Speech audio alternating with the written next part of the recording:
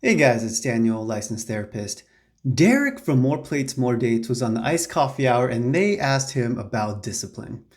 Is this advice any good? Well, let's analyze it and find out. And I'm going to tell you what I do with my clients about discipline. But if you don't know Derek from More Plates, More Dates, he has a YouTube channel and he's a bodybuilder and he's wicked smart.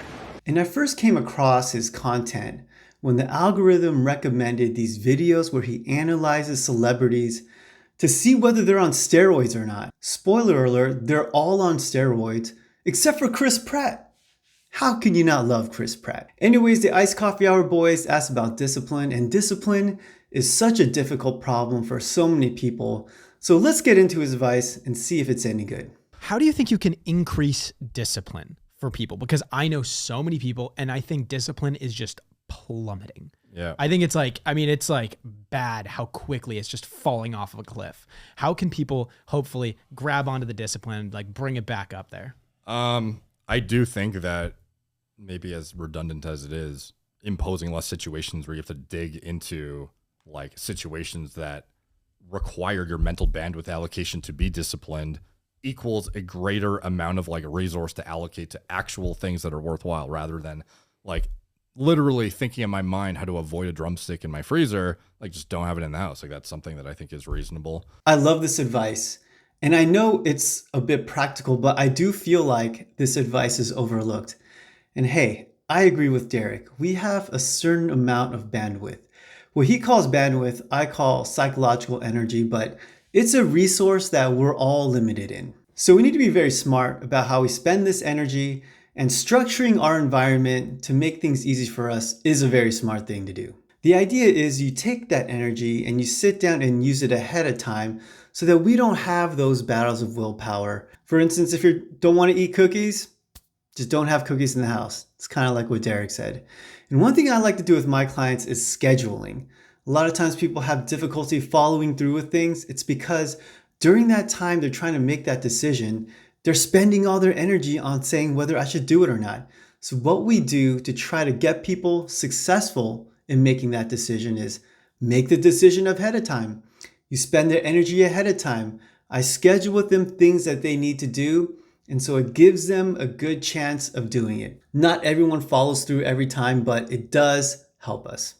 Let's keep going. I think also setting like micro achievable goals that you can get that feedback from is worthwhile. So like if you don't go to the gym at all, rather than expecting yourself to be in this perfect, routine immediately, just like, let's just show up, show up and like get on a treadmill or something.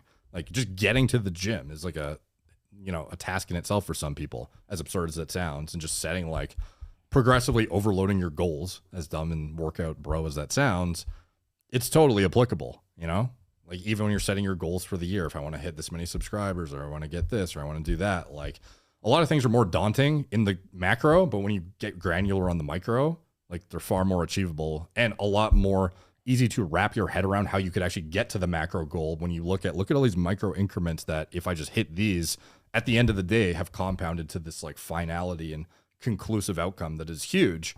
So like, for me, I even try to get granular about like how much, how many, if I was posting regularly, how many views do I think is reasonable to get like per day, or like what's a subscriber per day metric that is, I think, good to achieve good growth of the brand, or revenue per day that is going to be sustainable to achieve this end outcome at the end of the year that I think is a good year.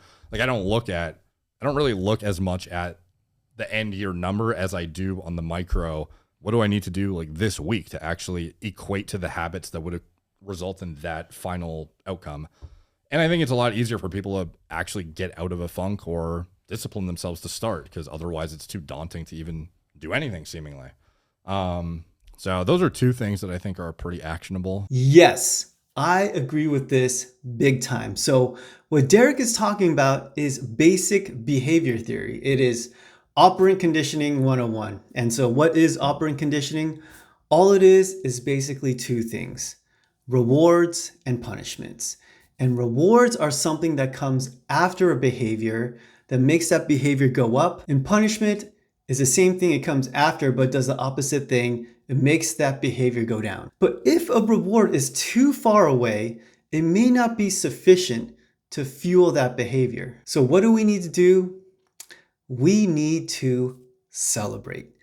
As stupid as that sounds, and that's what Derek is saying as well, we need to celebrate every little thing. And this principle is called shaping. What we do is we reinforce the little behaviors so that we get closer and closer to that big behavior. So eventually that big behavior takes root, and that is what we do. And so that's why celebrating is so important. And the thing is, it may sound elementary, but a lot of my clients have a lot of difficulty celebrating. They don't do it at all, and it feels weird to them. So one thing I do is really help them celebrate. Celebrate all those little things. Celebration is so important. But with my clients, I look a little deeper because on one side there's rewards, but on the other side there's punishments that make the behavior go down. And we may be unknowingly, unwittingly punishing ourselves. For instance, if we want to clean our room, one day we just don't have it and we don't clean our room. We could be very hard on ourselves and we can punish ourselves. And what do? We discourage ourselves from even trying. And so what do we do about that? I think it's pretty obvious. We stop being hard on ourselves. And so if we put those two things together, take out the punishment, increase the rewards, we stop being hard on ourselves and we celebrate, then we're really moving in the right direction. Let's keep going. But also it's like the lifestyle things we talked about. Like if you're low on sleep, like good luck, you know, it's going to be far more difficult to make rational decisions. You're going to be more emotionally volatile. You almost can't even trust your mindset when you are in a suboptimal state of health. So I think just getting as healthy as you can and dialing in things that are really low hanging fruit. Like everyone's bed is in their house. Everyone is capable of getting in it and getting 8 hours. It's just like most don't. So, you know, that kind of stuff makes a big difference too on your decision-making process. And am I going to sit here and play video games because I'm kind of like feeling down and I kind of want that dopamine hit of whatever versus am I going to go work? So hopefully that's helpful for some people. I really appreciate this advice. As a therapist, I deal with the mind, the emotions, the thoughts, the beliefs, and the narratives. And I can neglect the body, the spirit, what you're eating, you're sleeping, exercise. So I think this is a great reminder that everything is connected. I do believe that. I believe the mind, the body, and the spirit are all one thing and they work in concert together. So great advice, Derek. A great reminder for me. So all of this was great advice, but let me tell you what I do on top of all of this with my clients. I take it deeper and I actually take it 3 layers deeper. So I'm going to tell you the 3 things that I assess for with my clients and I try to change with them. Number 1, I assess for beliefs that are limiting them. And this is based on the cognitive behavior theory, well-established theory. And what it is our thoughts and our beliefs are so powerful that they drive how we feel and then that influences us or causes us to do things. Let me list off some common negative beliefs that I see with my clients. There is the fear of failure. I'm not good enough. People will laugh at me, or what will people think of me? Who do I think that I am? If I could have changed, I would have changed already, or this is just how I was made or how I was born. And what I do as a therapist is I challenge those beliefs. I take those beliefs and I examine them and I say, why is this belief there? Is this belief helpful? Is there part of this belief that is not true? And then what we do is we come up with an alternate, competing, equally true or more true belief so that the client has the opportunity to choose which belief that they're going to go with in that moment. For instance, perfectionism, something I deal with all the time.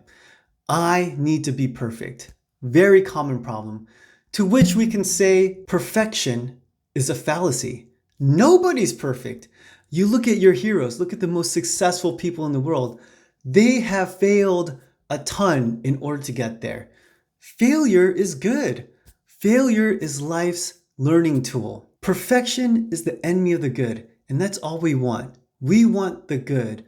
We want progress. We don't need to be perfect. And if we can create that belief about perfectionism, then we have a fighting chance. The second thing I assess for is the voices in my client's head. And this is based on object relations theory, which I love. Hey, look, if you literally are hearing voices in your head, that's a problem. But everybody else, we have different voices in our head, and they came from the people in our lives that were very important or very powerful to us. And sometimes those voices can really work against us. For instance, if we had a discouraging father, his voice would be in our head. And when we come across something challenging, something where we need to believe in ourselves, his voice is going to be there discouraging us. So what do we do to address this problem? First of all, we talk about it and give insight to the client, understanding that that voice is there and that's not a good voice. And then we develop an alternate voice. And this is individual, but whatever voice that you need to get you on track, whatever works for you, that's what we want. So one voice for me personally that I found to be incredibly helpful is the voice of David Goggins. That's right, Mr. Stay Hard himself. If I'm in the middle of a tough workout or if there's something challenging in life, I just imagine David Goggins just cursing at me, telling me to pick up the boats, and I just power through. The third thing I assess with my clients is how they see themselves. Because you know what? You need to have that vision of yourself in order to get anywhere. If you want to be a disciplined person, you have to have that belief that you are that disciplined person or that you can be that disciplined person. If you don't believe that you can be it, you're never going to get there.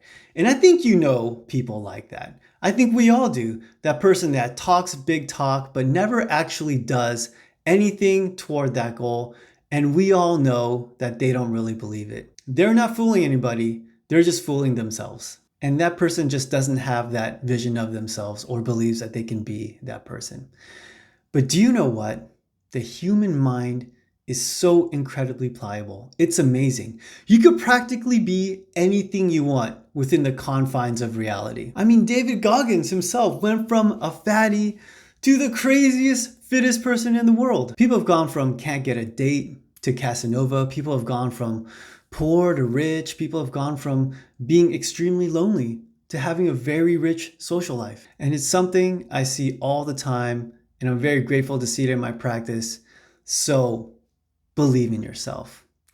Anyways, that's my advice, and that's my reaction to Derek's advice. I love his advice, and if that is all that you need, go for it. But if there's anything you want me to react to, leave in the comments down there. And if you found this type of stuff helpful, consider liking and subscribing.